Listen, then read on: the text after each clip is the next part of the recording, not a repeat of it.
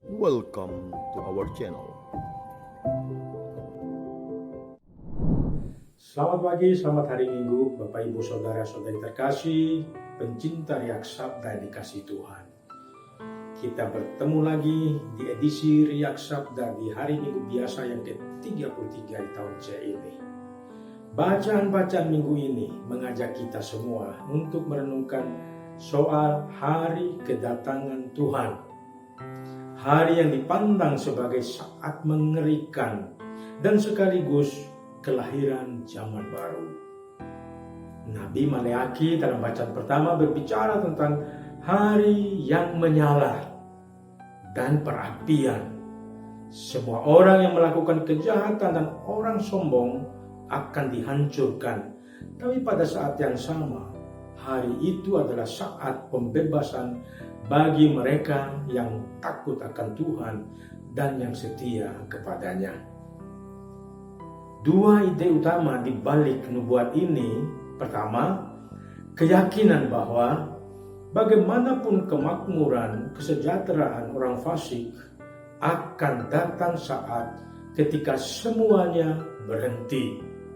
Yang kedua, harapan bahwa mereka yang setia kepada Allah akan memperoleh ganjaran hidup dalam kemuliaan.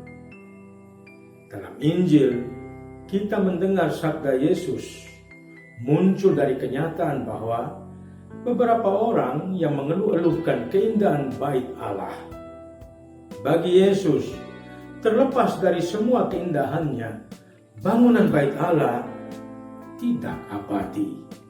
Suatu hari, bangunan itu akan hancur, seperti juga usaha-usaha manusia lainnya. Maka dua poin penting yang layak kita renungkan dalam bacaan-bacaan di hari Minggu ini. Yang pertama, Yesus menyadarkan para murid, menyadarkan kita semua akan kerapuan kondisi manusiawi kita. Perhatian Yesus tidak hanya kepada bait Allah, tetapi juga bagi mereka yang masuk ke bangunan bait Allah itu.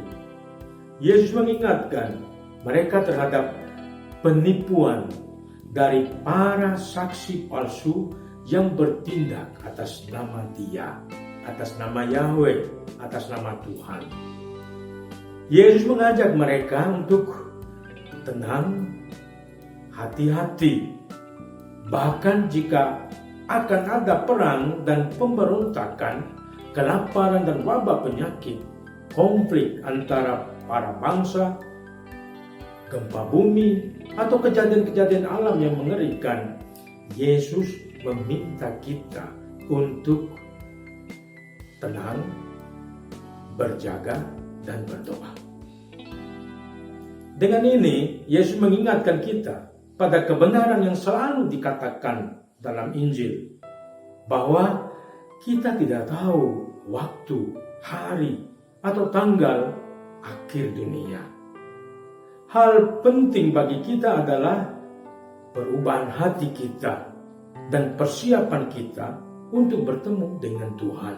Sehingga ketika Dia datang kembali, Dia boleh menemukan kita tetap berjaga dan layak.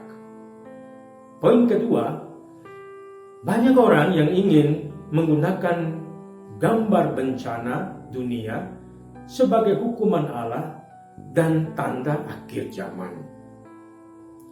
Saudara-saudari terkasih, hati-hati.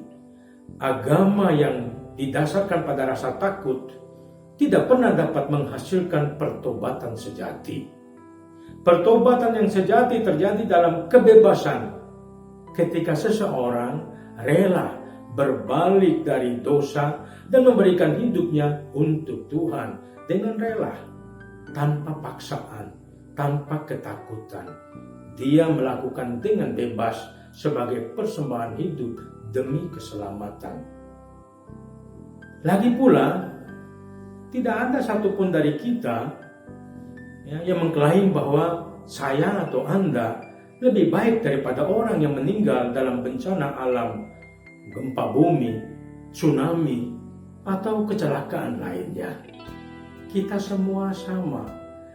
Keadilan, penghakiman hanya ada pada Tuhan. Hal yang penting yang kita lakukan adalah bertobat, berjaga, berdoa. Saudara-saudari terkasih, kita percaya bahwa dalam situasi apapun dalam kehidupan kita, Yesus bersama kita. Dialah pembela kita. Dia akan memberi kita kata-kata hikmat yang tidak dapat dibantah oleh musuh kita.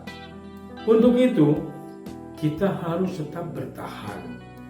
Karena hanya dalam ketekunanlah kita bisa mencintai Allah secara penuh dan bekerja untuk mengubah wajah dunia sampai hari Tuhan datang kembali.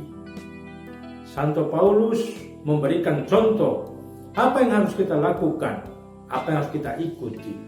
Hendaklah kita bekerja keras dan hidup kita tidak menggantungkan diri kita pada orang lain. Kita tetap aktif dalam perbuatan baik sambil menunggu saat kedatangan Tuhan. Mengubah dunia dengan niat dan karya baik sebagai pertanggungjawaban atas iman dan panggilan kita di hadapan Tuhan. Selamat hari Minggu, Tuhan memberkati kita semua. Amin.